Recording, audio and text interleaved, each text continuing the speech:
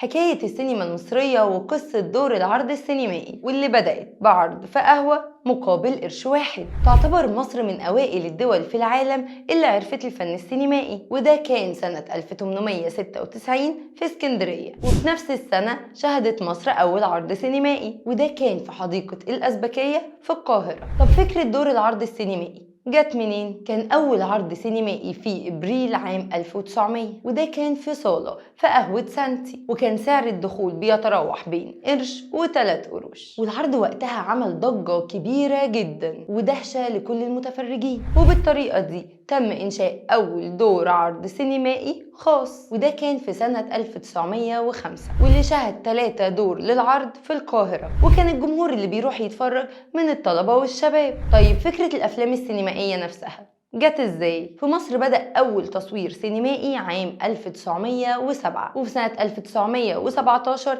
تم إنشاء أول شركة سينمائية اللي كان اسمها سيتشيا، وهي كانت مصرية إيطالية، وكان الهدف منها إنتاج أفلام روائية. وكان أول إنتاج للشركة الفيلم الروائي القصير نحو الهاوية. وفي نفس السنة ظهرت الشركة السينمائية المصرية في اسكندرية، وبعد ما الشركة أنتجت أول فيلمين قصيرين اتعرضوا لخسارة كبيرة جدا واضطروا يقفلوا الشركة. وكان أول فيلم روائي مصري طويل هو فيلم بلاد توت عنخ آمون، واللي بيحكي عن قصة اكتشاف مقبرة توت عنخ آمون، وتم تصويره بالفعل في مصر لكنه اتعرض بره مصر. ومن بعده اتقدم أكتر من فيلم روائي مصري زي فيلم ليلى، واللي اتعرض عام 1927، وهو أول فيلم روائي طويل إنتاجه مصري. وتيجي بقى سنة 1925 وتشهد تأسيس شركة مصر للتمثيل والسينما، واعتبروها وقتها ركن من أركان النهضة الاقتصادية، عشان يكون استوديو مصر هو نقطة التحول في صناعة السينما. وده كان سنة 1934، واللي كان ليه دور مهم جدا في ترسيخ قواعد السينما، وكمان سحب صناعتها من أيادي الأجانب وتركيزها في أيادي المصريين. وبعد إنشاء استوديو مصر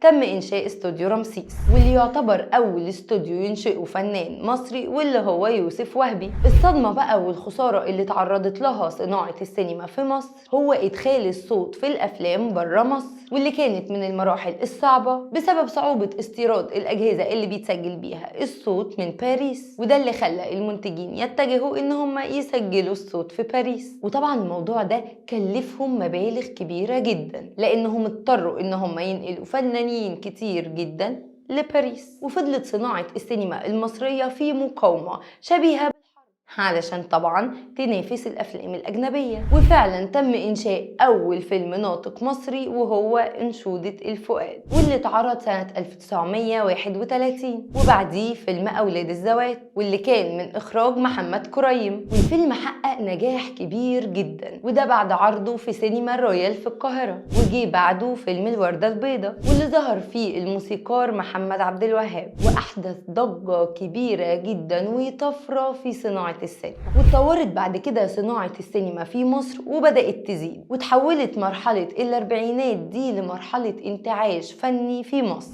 ووصلت الأفلام المصرية المنتجة سنة 1951 ل 241 فيلم. وكمان زادت دور العرض والاستوديوهات وصناعة السينما، وفضلت السينما في تطور ونجاح لحد مرحلة التسعينيات، واللي شهدت انخفاض كبير في عدد الأفلام، وده بسبب ارتفاع أجور الفنانين والمنافسة في التلفزيون والفيديو والقنوات الفضائية، واللي انعكس طبعا على الإنتاج السينمائي. ولكن الانخفاض ده ما استمرش كتير، لأن في أواخر التسعينات وصلت دور العرض من 20 ل 100 دور عرض، وتكلفة إنتاج الأفلام بعد ما كانت 250 جنيه بقت 1,000,000 جنيه، غير بقى زيادة إيرادات الأفلام، واللي كان آخرها 1,000,000 جنيه وصلت فجأة ل20,000,000 جنيه. وفاز واحد من عمالقة السينما المصرية بجائزة اليوبيل الذهبي، وهو طبعا المخرج العالمي يوسف شاهين، وده كان في مهرجان كان السينمائي. وكمان حصلت الأفلام المصرية عام 1999 على 42 جايزة عالمية، وده طبعا بيثبت النجاح الكبير جدا اللي حققته مصر في صناعة السينما، وده بالتطورات اللي واجبت العصر ونفست أفلام عالمية.